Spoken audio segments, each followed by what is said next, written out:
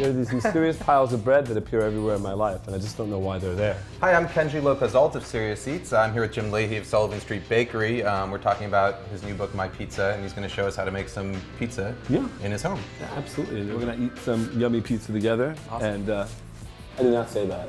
This is how to make no-knead dough. This is Lahey's famous no-knead dough. So the idea of like, oh, we're going to make a no-knead bread without using a recipe is as simple as having flour and water, a little bit of salt.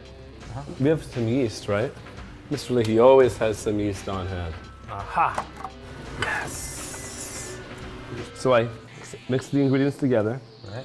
just like this. And then I'm going to do this without having to really knead it. You can develop gluten the same way you can kneading it just by Yeah, I think letting it's actually better because you don't oxidize the wheat. And at the end of the day, it's about viscosity. So maybe it's a little on the wet side, but this is good. I don't need to add any more than this. So that's it though, that's done. I would let it ferment until it grows as tall as it possibly can. Okay. It'll be popped. And how long does that take? With the quantity of yeast, the temperature of the room, and perhaps even the temperature outside, maybe 9 hours, 8 hours. 9 hours. Okay, Yeah. so it'll just sit there, Yeah. cover it up, let it sit there 9 Yeah, and then hours. at like 4 in the morning, I'll wake up Right. and make myself some pizza. Just kidding. You're gonna get the same elasticity out of this dough simply by handling it a couple of times. Right, right. And that's all, it's all because of the long, Fermentation. really long yeah. fermentation. So if you period, right. like knock it down and then make little balls. So what we want to do, Kenji, is open up the dough and stretch out the edge, just the very edge. Look, really gentle, barely holding on to it, so that's kind of all the same thickness. You have a disc that's a little wider, right? It hasn't deflated. What is yours? Well, go toward the very outside, the very rim, and try to thin out the rim, okay? When you get the dough to a big enough size, then you can just knuckle it, And you might feel, because this dough has a slight skin, that there's a little stickiness to it every so often, right?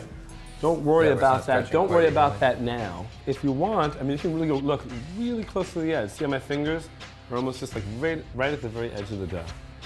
You see what I'm saying? Right at the edge. Don't be afraid. Almost punctured it, almost lost it. And then, if you do this long enough, you'll get a disc that opens up. And when it gets this big, you saw that I just dipped it in flour, right? If you want to, you can continue. You always make it bigger than you actually want it to be. It's going to pull back a little bit. Yeah, it's going to shrink, right? So here we have the dough. It's beginning to shrink a little bit. How many people, when they cook from a cookbook, the recipe is a springboard for something else? This is just sharp provolone, is that what Yeah, sharp provolone. Such a yummy cheese. A little bit of ginger, shredded, kind of coarse. I don't mind if I get a nice piece of ginger, garlic.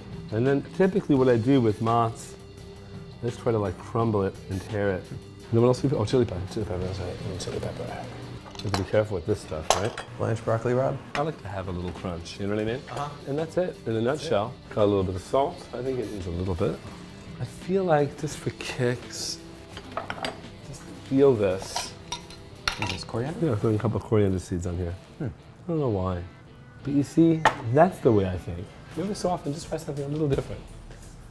I love toasted seeds. You just have the pizza stone. Preheated, 500 And degrees. it's just and then when I get to 500 degrees, maintain the temperature, and then you put the broiler on full blast. What are you aiming for? 2 At minutes? least the amount of time possible.